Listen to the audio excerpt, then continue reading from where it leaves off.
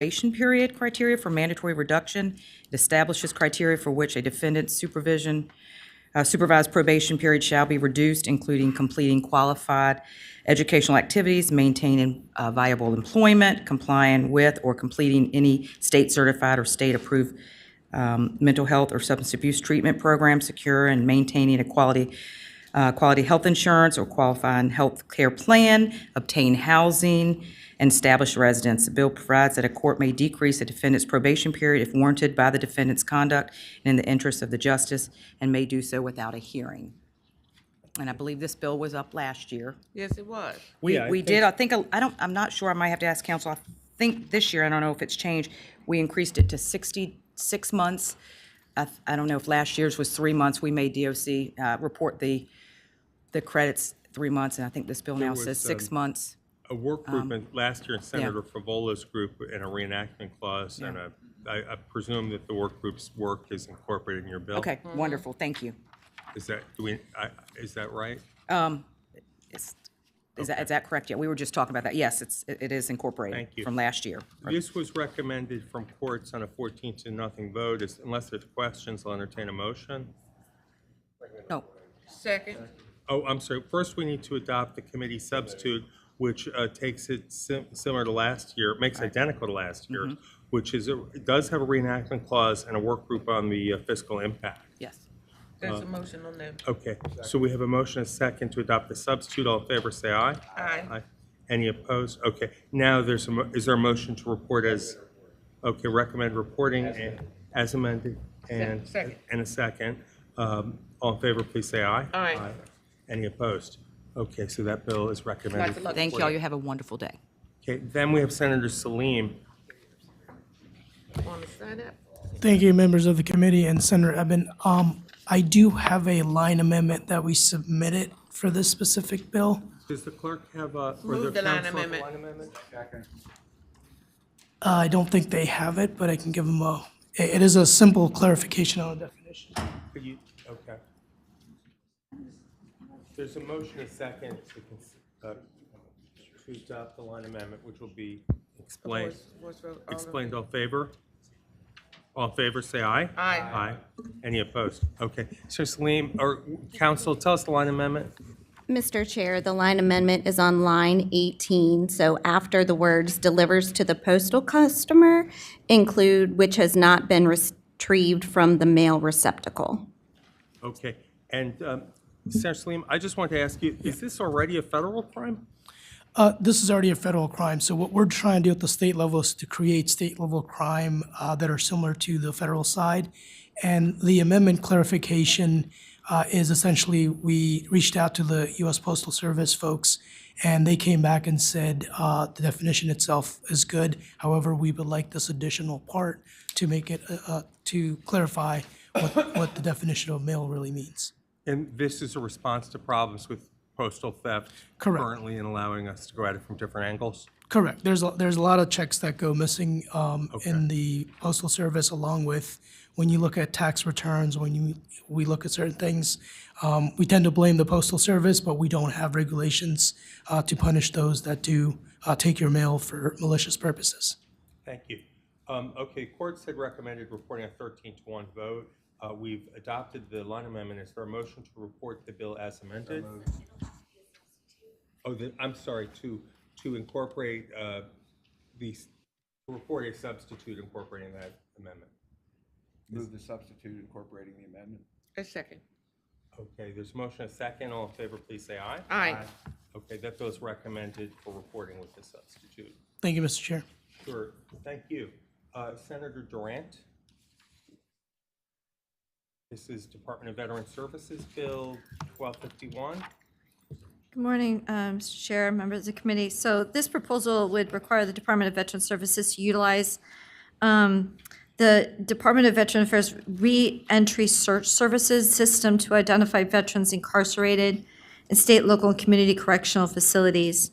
It requires EVS to coordinate justice, support, and reentry services for these veterans and to prepare for release and reentry. And the goal, of course, is to reduce recidivism and homelessness amongst veterans and provide veterans with behavioral health resources to address challenges relating to post-traumatic stress disorder and refer eligible veterans to behavioral health dockets.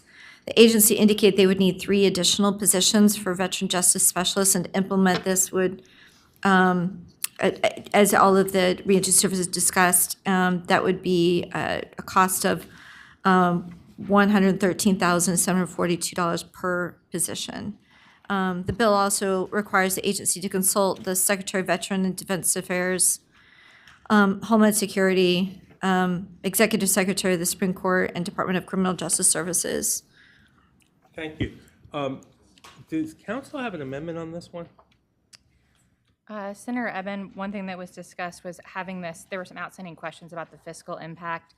So having this become a Section 1 work group bill, the substitute would essentially have a work group determine the most effective programmatic structure to achieve this goal, and takes the language from the bill and says that the work group shall include the personnel needed and associated cost with providing such assistance in case management as outlined in the bill.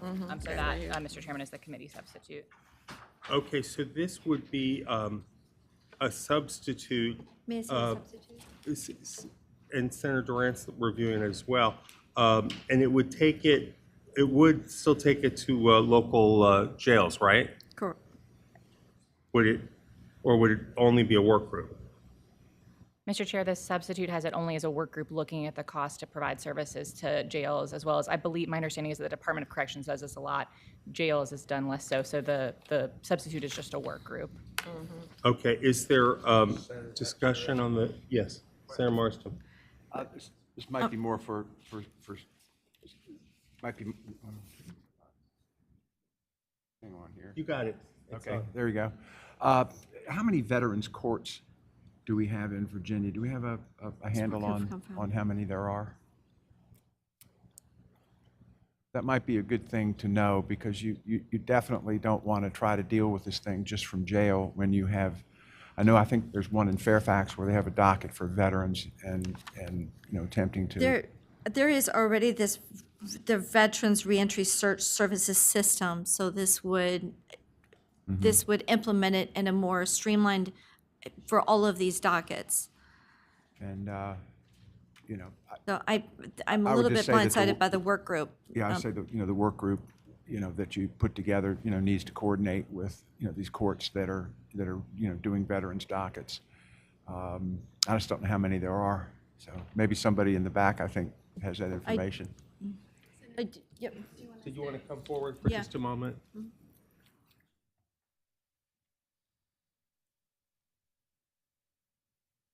Welcome. Hi. Mr. Chairman, committee members, Brandy Giankaitis, Director of Virginia Veteran and Family Support with the Virginia Department of Veterans Services. So we currently have a Justice-Involved Veteran Program, which works with the Virginia Supreme Court Office of the Executive Secretary, and there are 9 veteran treatment dockets in Virginia, and that's growing to 13, we think, in the next year or two, depending on localities making it through their training and coordination with the Supreme Court. Yeah. And Mr. Chairman? Yes, Senator Marston. The only thing I, wanted here was with this, when this work group is doing that, to coordinate with the folks who are putting people, in jails, rather than just working with the kids, or the folks that are in the jails, and coordinate that as part of the work group effort might be beneficial. Okay, did we, I don't think we yet considered the adopting the substitute, did we? We didn't adopt the substitute yet. Move the substitute. Second. Okay, there's a motion and a second to adopt the committee substitute. All in favor, say aye. Aye. Aye. Any opposed? Okay, the substitutes before us, are there any other questions for Senator Durant or a motion?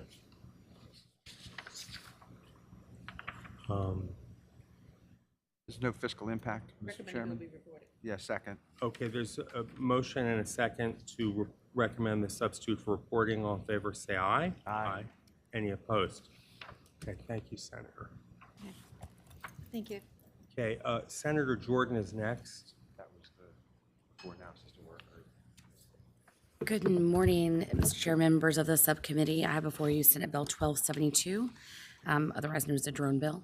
And what this bill seeks to do is address trespassing with unmanned aircraft over critical infrastructure in our Commonwealth, such as our military bases, installations, and our major critical generation facilities and things such as our power plants.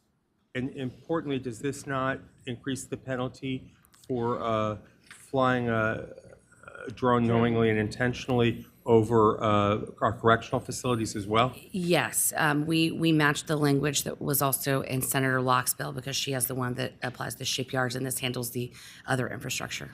Thank you.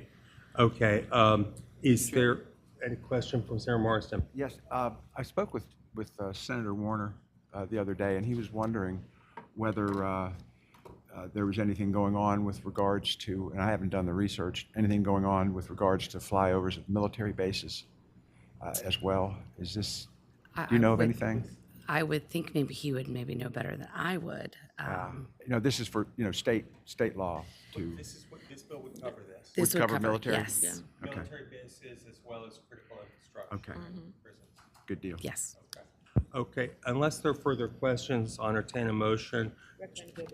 Okay, recommend reported and seconded. All in favor, please say aye. Aye. Okay, any opposed? Okay, that bill is recommended for reporting. Thank you, Madam Chair, members of the committee. Thank you. Senator,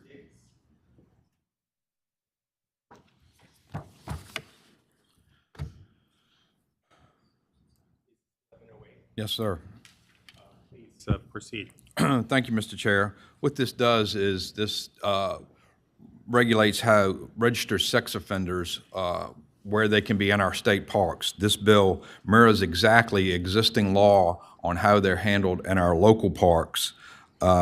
So now in a state park, a registered sex offender would be prohibited from going within 100 feet of a playground, athletic field, or facility, or a gymnasium, while still allowing sex offenders to use other parts of our parks like trails, picnic areas, and scenic outlooks. So just a mirror one so that there is consistency across the state and our children are still protected. And it came unanimous out of courts, 14-0.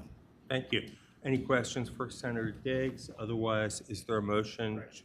Okay, there's a motion and a second to recommend reporting. All in favor, say aye. Aye. Any opposed? Okay, that is recommended for reporting. Thank you, Senator.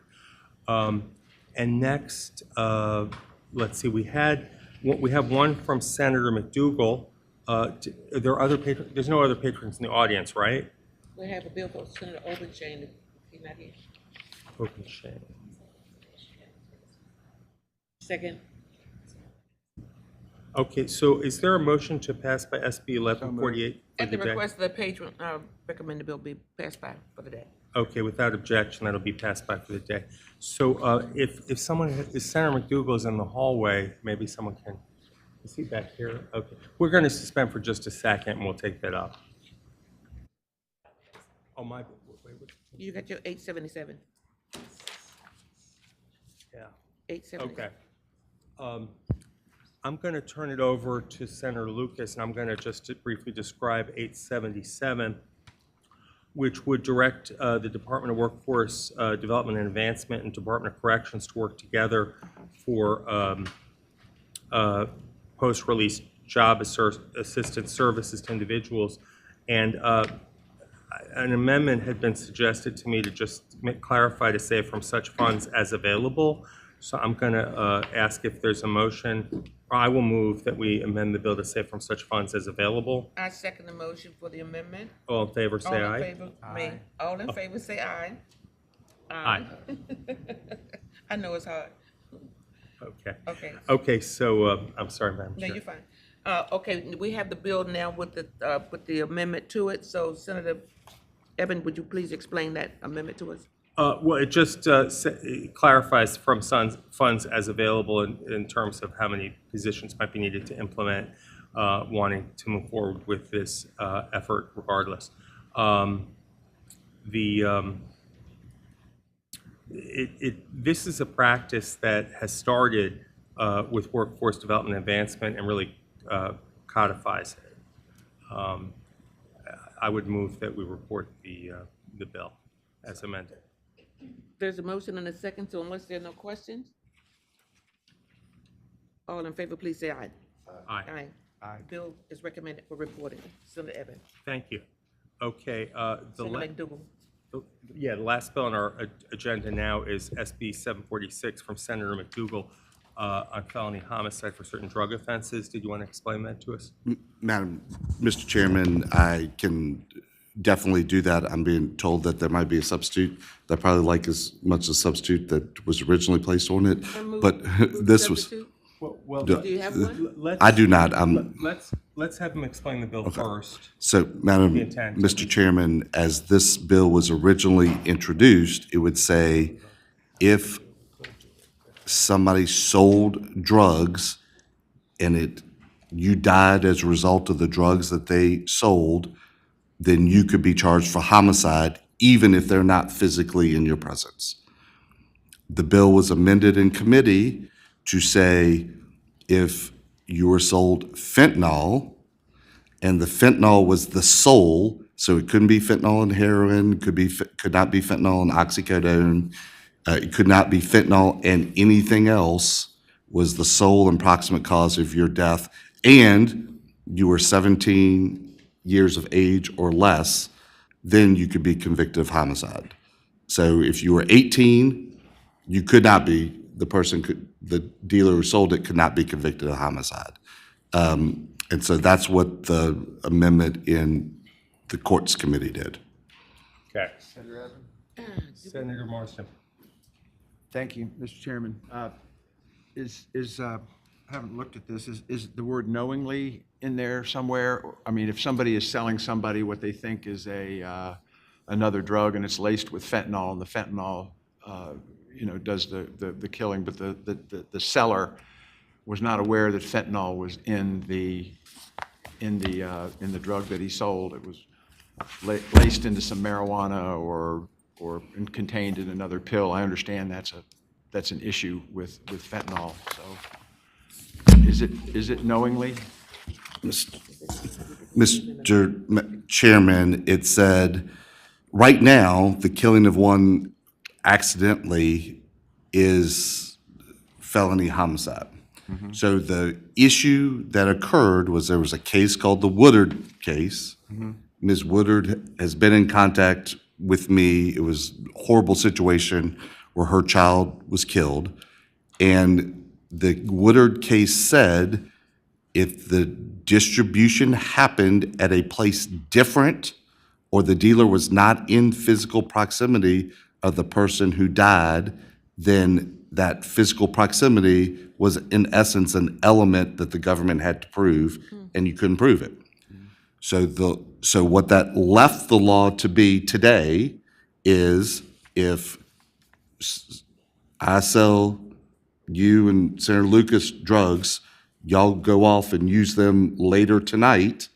I sell it to you, Senator Marsden. You say, here's Senator Lucas, have some of this. You can be convicted regardless of whether you knew specifically it was fentanyl. You knew that it was a substance that you were giving her, and you could be convicted of felony homicide. I, as the person who sold it to you, could not. Jesus. That's the law today. And so we were trying to fix that to say that the person selling would be able to be convicted and you would not be able to be convicted of something as serious if you were giving it.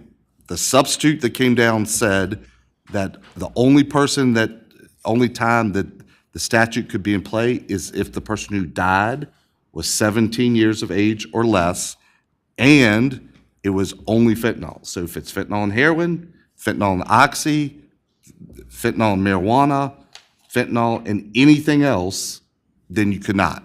My concern about it was it says that it's the fentanyl, and that has to be it's solely as the result of using fentanyl, which I think is going to be an incredibly difficult element to prove. The proximate cause, I think, is appropriate, but that was the issue. Thank you, Senator McDougal. Senator Marsden, in answer to your question, the word knowing is on line 16 in the court substitute, so they have to know it's fentanyl and was the court's committee adopted. Is there further discussion? One question.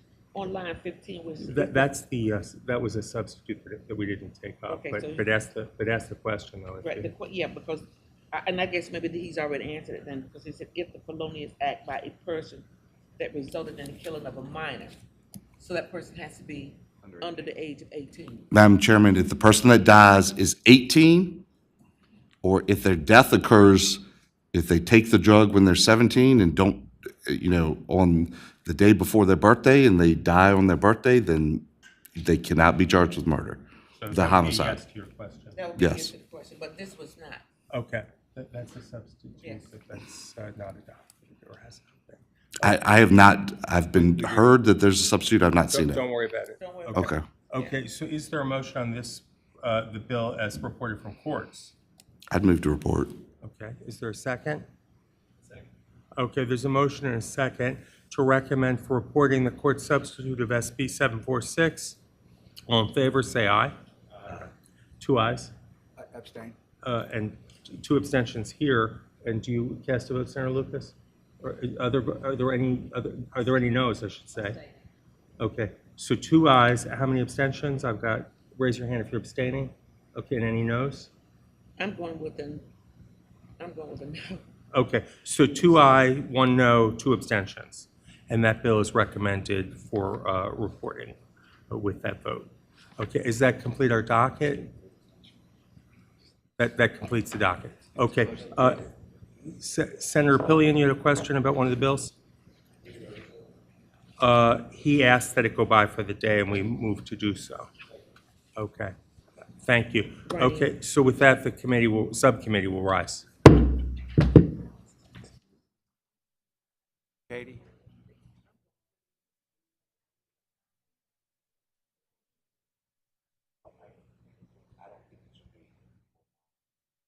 Katie? Katie?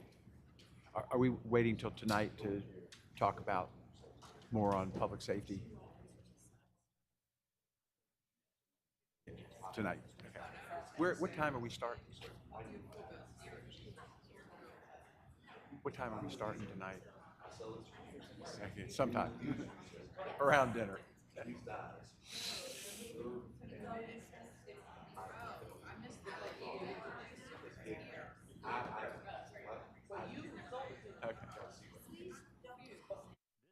The Senate of Virginia, Richmond, Virginia.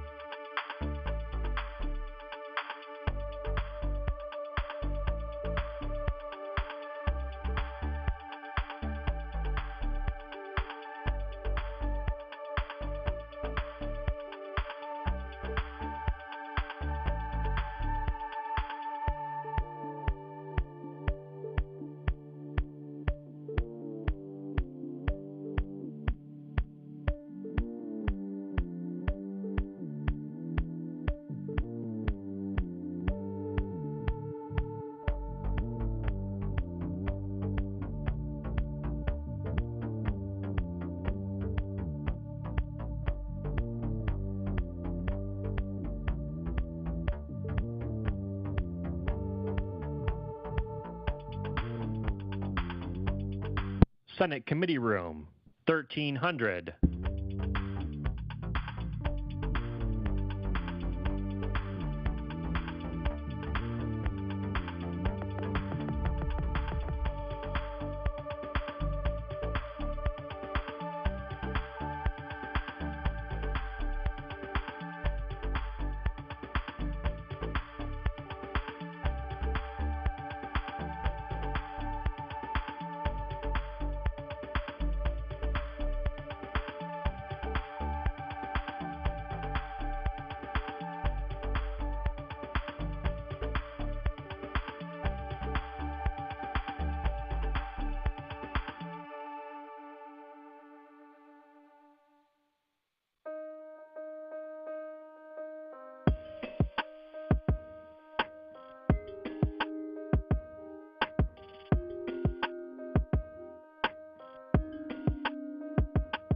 Did you know live Senate video is now available at youtube.com/@Senate of Virginia.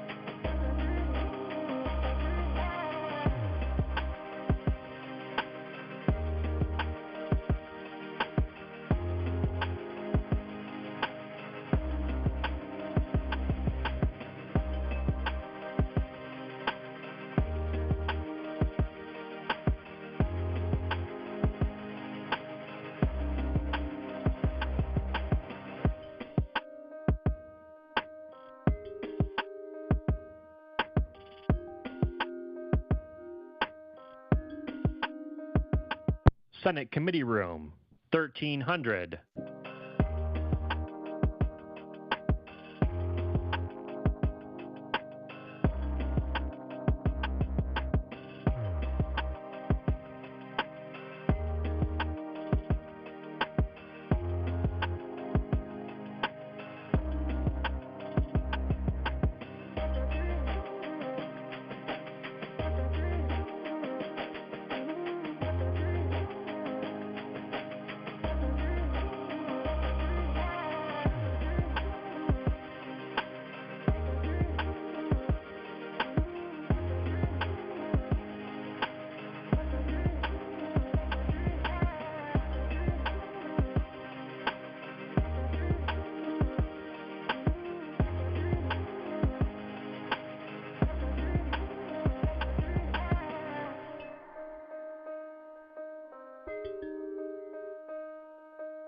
This is the Senate of Virginia, Richmond, Virginia.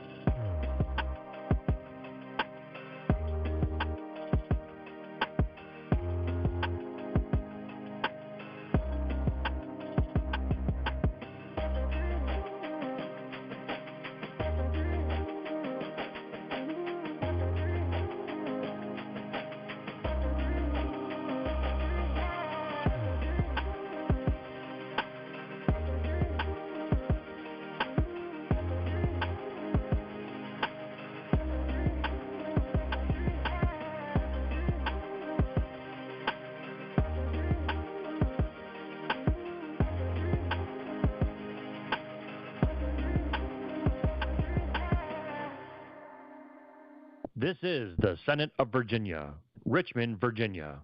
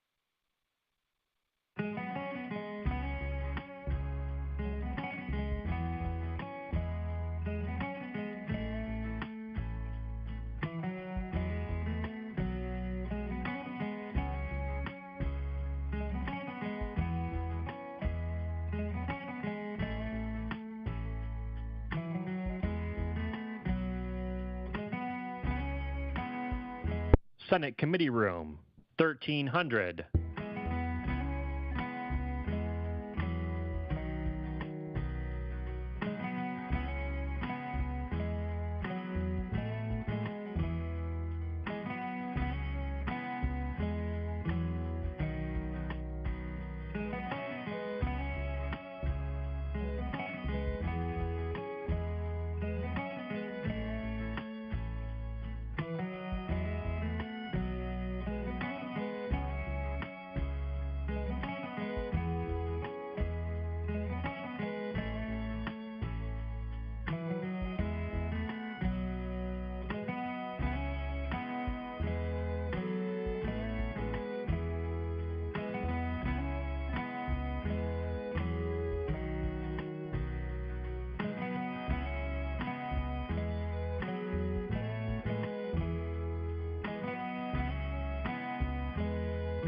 Did you know live Senate video is now available at youtube.com/@Senate of Virginia.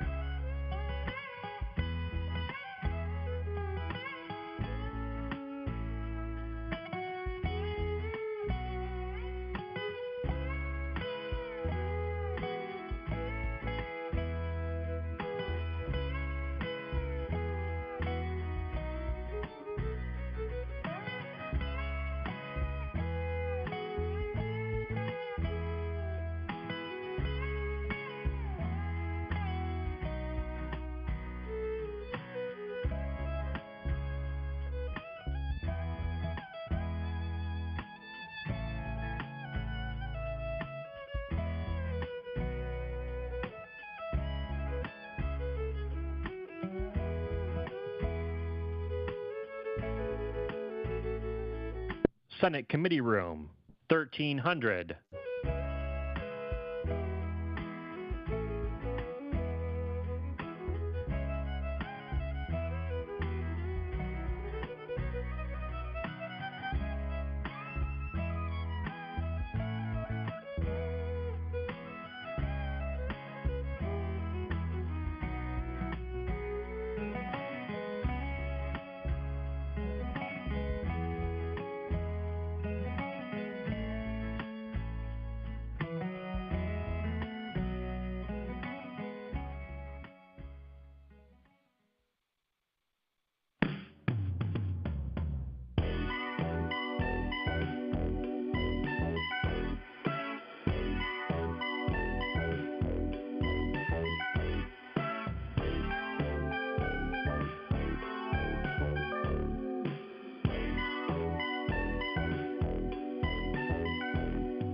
This is the Senate of Virginia, Richmond, Virginia.